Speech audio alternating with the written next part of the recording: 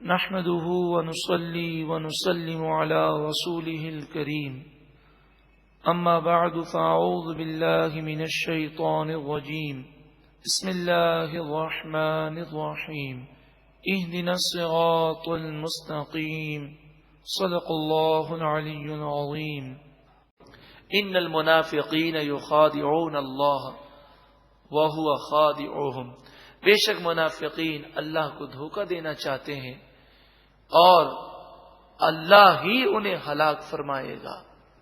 وَإِذَا قَامُوا إِلَى الصَّلَاةِ اور جب وہ نماز کے لیے کھڑے ہوتے ہیں، قَامُوا كُسَالَىٰ تو سستی کے ساتھ کھڑے ہوتے ہیں۔ یہاں بات تنہائی کی ہو رہی ہے۔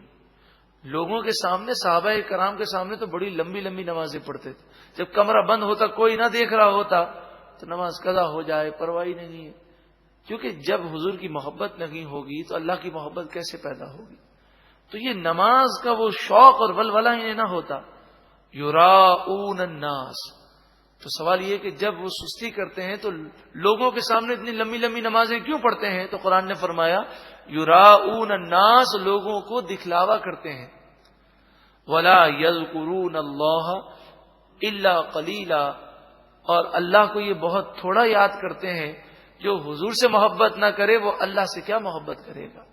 ہاں، لوگوں کے سامنے اللہ کا ذکر بہت کرتے ہیں، لوگوں کو بے وقوف بنانے کے لیے۔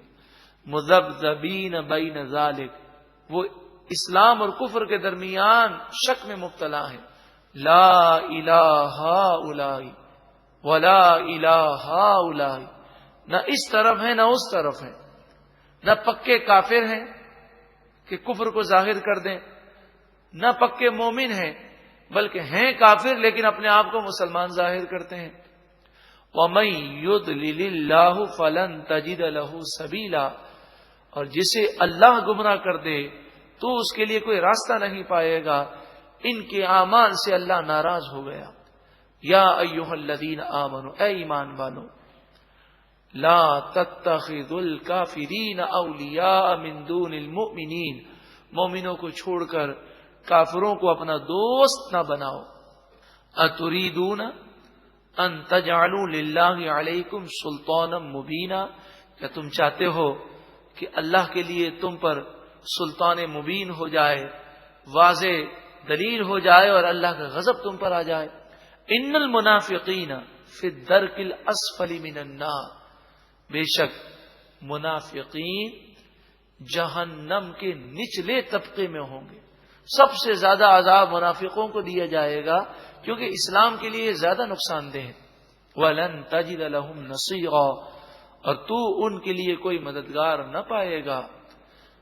إِلَّا الَّذِينَ تَابُوا، مگر وہ منافقین جنہوں نے توبہ کر لی زندگی میں، وَأَصْلَحُوا، اور اپنے آپ کو سنوار لیا، وَاعْتَصَمُوا بِاللَّهِ، اور اللہ کے دین کو مضبوط تھام لیا، وَأَخْلَصُوا دِينَهُمْ لِلَّهِ، اور اللہ کے لیے اپنے دین کو خالص کر لیا، فَأُولَئِكَ مَعَ الْمُؤْمِنِينَ، پس وہ لوگ مومنوں کے ساتھ ہوں گے، وَسَوْفَ يُؤْتِ اللَّهُ الْمُؤْمِنِينَ أَجْرًا عَظِيمًا، اور ان قریب اللہ تعالی مومنوں کو اجر عظیم عطا فرمائے گا۔